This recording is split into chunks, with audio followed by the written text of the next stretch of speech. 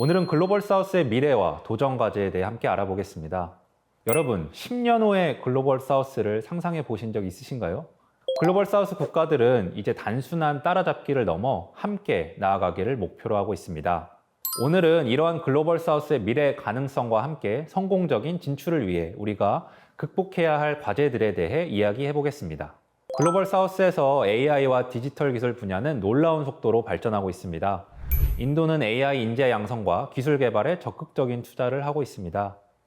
AI for All 이니셔티브를 통해 AI 교육을 확대하고 스타트업 지원을 강화하고 있습니다. 벵갈루루, 하이데라바드 등 주요 도시는 이미 글로벌 AI 연구의 중요한 거점이 되었으며 많은 다국적 기업들이 인도에 AI 연구센터를 설립하고 있습니다. 전기차와 배터리 산업은 글로벌 사우스에서 가장 빠르게 성장하는 분야 중 하나입니다. 인도는 전기차 보급 가속화 프로그램을 통해 전기차 생산과 보급을 적극 지원하고 있습니다.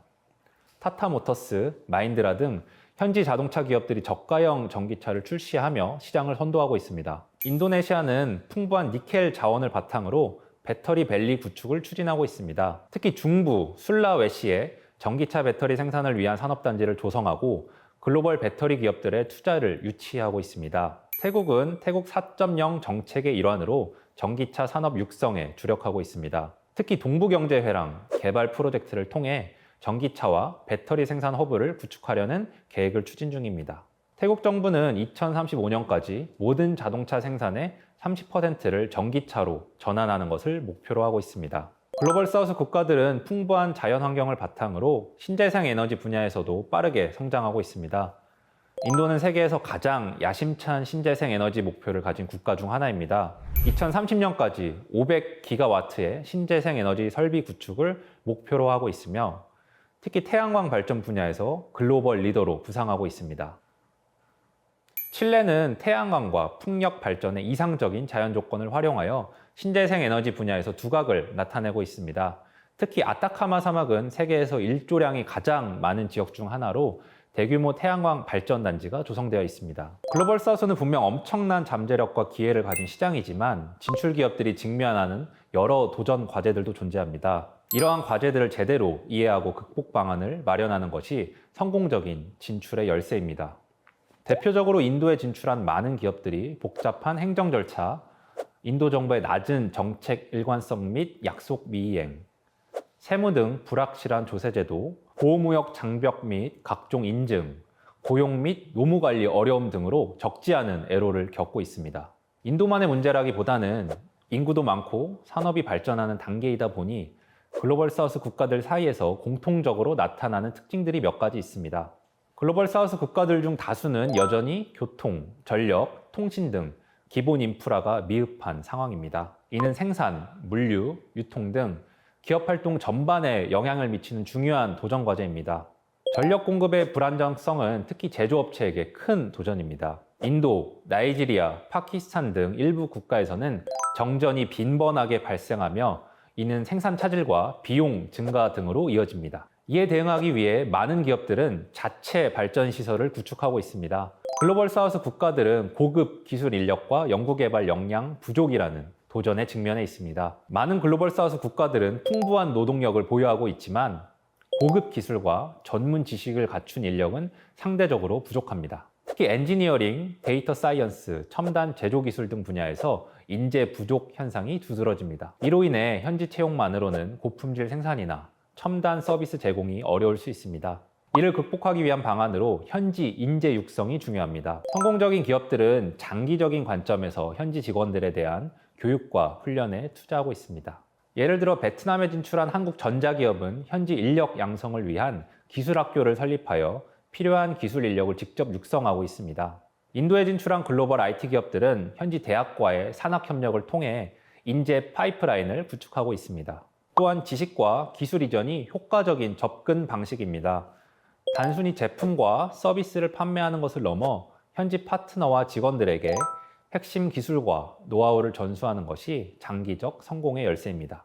예를 들어 인도네시아에 진출한 한국 화학기업은 현지 협력 업체에 품질 관리와 생산 기술을 전수하는 프로그램을 운영하고 있습니다.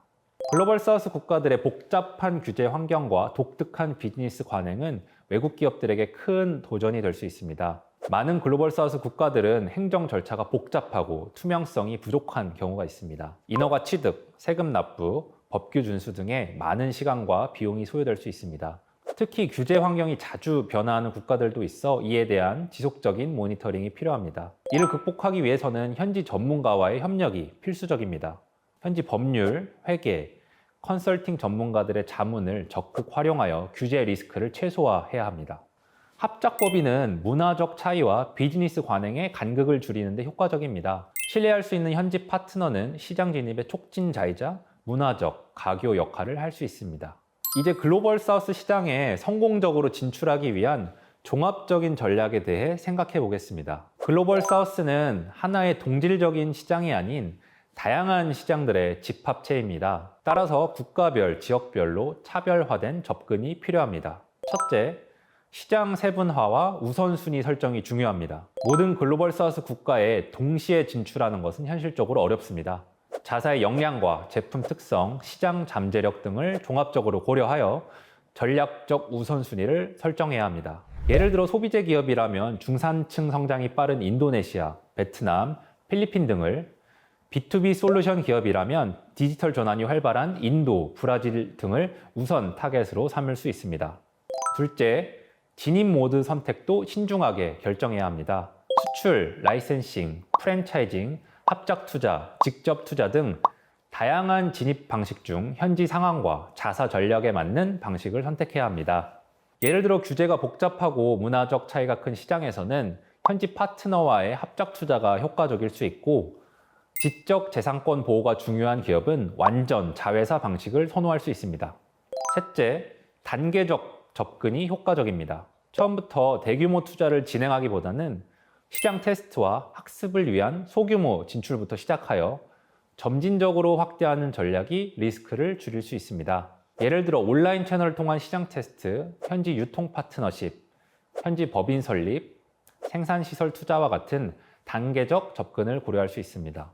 글로벌 사우스에서 빠르게 진행되고 있는 디지털 전환을 활용한 전략이 유효합니다. 먼저 모바일 퍼스트 접근이 중요합니다. 많은 글로벌 사우스 소비자들은 PC보다 모바일을 통해 디지털 세계에 접근합니다. 따라서 모바일에 최적화된 제품, 서비스, 마케팅 전략이 필수적입니다. 베트남, 인도네시아 등에서는 모바일 앱을 통한 직접 판매가 오프라인 유통보다 더 효과적인 경우도 많습니다. 디지털 생태계 구축도 유효한 전략입니다. 단일 제품이나 서비스보다는 소비자의 다양한 필요를 충족시키는 통합 플랫폼을 구축하는 것이 경쟁력을 높일 수 있습니다. 인도네시아의 고젝이나 인도의 지오처럼 하나의 앱에서 다양한 서비스를 제공하는 슈퍼앱 전략이 글로벌 사우스에서 성공을 거두고 있습니다.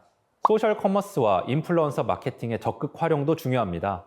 글로벌 사우스 소비자들은 구매 결정에 있어 소셜미디어와 인플루언서의 영향을 많이 받습니다. 따라서 현지 인플루언서와의 협업, 소셜미디어 기반 마케팅 등이 효과적입니다.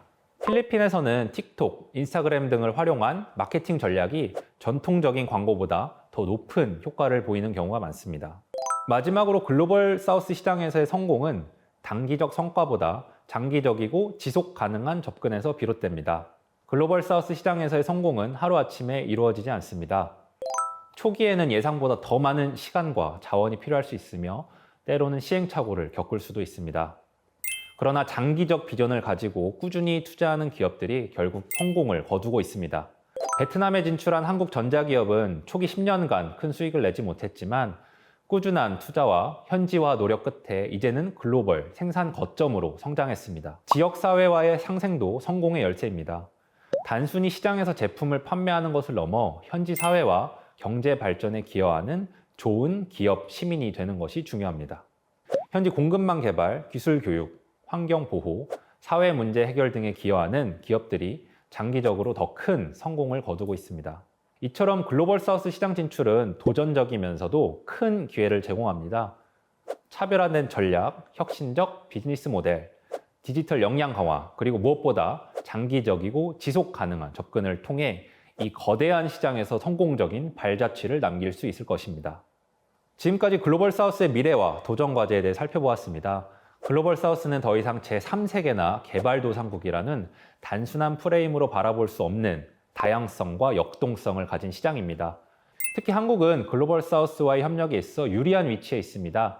한국은 비교적 짧은 기간에 농업사회에서 첨단 산업국가로 도약한 경험을 가지고 있으며 이러한 발전 경험은 현재 유사한 여정을 걷고 있는 글로벌 사우스 국가들에게 매우 가치 있는 자산입니다. 또한 한류의 영향으로 한국과 한국 제품에 대한 우호적 인식이 형성되어 있다는 것도 강점입니다. 글로벌 사우스는 여전히 많은 도전 과제가 있지만 그만큼 무한한 가능성이 펼쳐져 있는 가능성의 대륙입니다. 여러분의 도전과 혁신이 이 가능성을 현실로 만들어 갈 것이라 믿습니다. 감사합니다.